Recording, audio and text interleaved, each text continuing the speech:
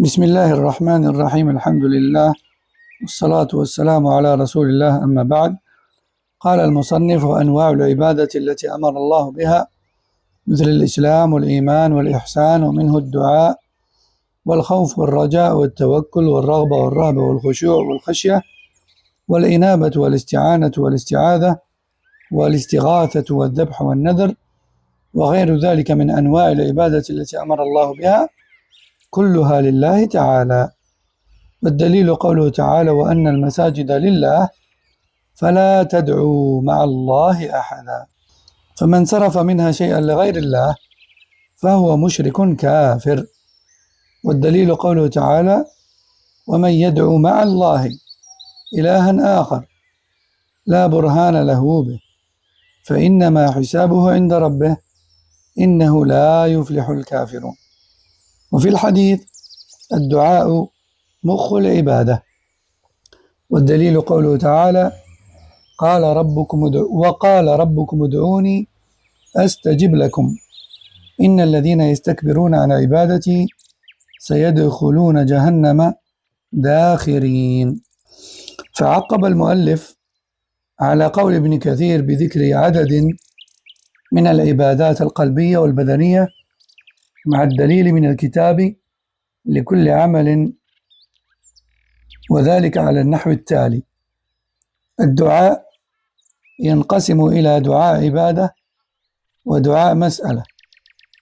دعاء العبادة دعاء بلسان الحال كالصلاة والصيام والحج، وصرفه لغير الله شرك أكبر. ودعاء المسألة دعاء بلسان المقال كقول اغفر لي ارحمني، وحكمه فيه تفصيل وهو على قسمين كما سيأتي. Les sortes d'adoration qu'Allah nous a enjoints sont nombreuses, telles que le fait de se soumettre à lui, de croire en lui, de se sentir surveillé et observé par lui, ainsi que l'invocation, la peur de lui, avoir placé tous ses espoirs en lui, placer toute sa confiance en lui, la crainte de lui, l'humilité pour lui, le retour vers lui ainsi que le repentir, la recherche d'aide auprès de lui dans ce que seul lui peut faire, la recherche de protection auprès de lui dans ce que seul lui peut faire, la recherche de secours auprès de lui dans ce que seul lui peut faire, l'immolation, le vœu pieux, etc. parmi les sortes d'adoration qu'Allah nous a enjoints, toutes lui reviennent exclusivement, subhanahu wa ta'ala, et quiconque accomplit un seul de ces actes d'adoration pour autre que lui aura donc commis un acte de polythéisme majeur et aura quitté la religion de l'islam. Allah subhanahu wa ta'ala dit dans le Coran, ce qui a pour sens: les masajid sont réservés à Allah, n'invoquez, c'est-à-dire n'adorez, n'invoquez donc personne avec Allah. Allah dit également: quiconque invoque avec Allah une autre divinité, et donc adore en dehors d'Allah et avec Allah une autre divinité, n'aura rien en sa faveur, et son jugement reviendra à Allah, et les mécréants ne réussissent pas. Les mécréants ne réussissent pas. Et dans le hadith, le prophète sallallahu alayhi wa sallam aurait dit: l'invocation, c'est la moelle de l'adoration. Et dans l'autre verset encore, Allah nous dit ce qui a pour sens: votre Seigneur a dit, invoquez-moi, je vous répondrai, ceux qui se gonflent d'orgueil face à mon adoration finiront en enfer humiliés. Donc directement après la parole d'Ibn Kathir, qui dit que le Seigneur, créateur de toutes choses, est le seul à mériter le culte, l'auteur, qui est Cheikh Mohammed Abdul Wahhab rahimahullah, a directement enchaîné avec un certain nombre d'exemples d'actes d'adoration avec leurs preuves tirées du Coran. Il parle bien sûr dans ses preuves principalement de dua, qui est l'invocation, et l'invocation est de deux types.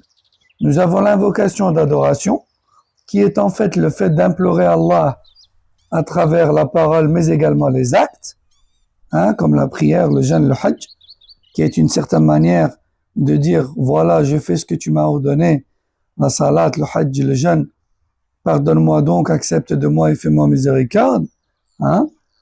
Et cette invocation d'adoration, eh bien, si on l'effectue pour autre qu'Allah, on commet automatiquement et sans détour un acte de polythéisme majeur et on finit apostat. Le deuxième type d'invocation, c'est dua ou mas'ala, l'invocation de la demande. Et celle-là se fait uniquement verbalement, comme le fait de dire « Oh Allah, pardonne-moi »,« Oh Allah, fais-moi miséricorde ». Et le jugement, cette fois-ci, de dua al-mas'ala, il est de deux types, et un détail est nécessaire, comme on va le voir à la suite. فدعاء المسألة ينقسم إلى قسمين فيما لا يقدر عليه إلا الله صرفه لغير الله شرك أكبر وفيما يقدر عليه العبد يصح بشروط. Donc le fait d'implorer autre qu'Allah dans une chose que seul Allah peut faire, ça c'est propre à Allah, et le fait de le demander à autre qu'Allah, c'est du shirk majeur qui fait sortir de l'islam, bien évidemment. Ensuite, l'invocation et l'imploration d'autre qu'Allah dans une chose que autre qu'Allah pourrait faire, cela est permis, mais avec des conditions. C'est-à-dire qu'on peut demander de l'aide à autre qu'Allah, par exemple, dans une chose que cet autre peut faire. Est permis, mais à 4 conditions. الشرط الأول أن يكون المدعو حي فيخرج بهذا القيد الميت. Premièrement, la première condition, c'est que celui à qui on demande l'aide doit être vivant et non pas mort. الشرط الثاني أن يكون حاضرا فيخرج بهذا الغائب. Deuxième condition, il faut qu'il soit présent ou bien au bout du fil avec nous et qu'il entende directement notre demande. Et ceci est le contraire de la demande formulée à l'absent, qui n'entend pas, qui ne nous entend pas et ne nous voit pas. الشرط الثالث أن يكون المدعو قادرا ويخرج بهذا العاجز. Troisième condition, c'est que cet autre soit capable, en capacité de faire la chose demandée. Contrairement à l'incapable. On ne demande pas à quelqu'un, maintenant on ne demande pas à une personne paralysée qui ne peut bouger de nous aider à porter des bagages. Ça c'est stupide et c'est dénué de raison. الشرط الرابع أن يعتقد أن المدعو مجرد سبب لا مؤثر بذاته.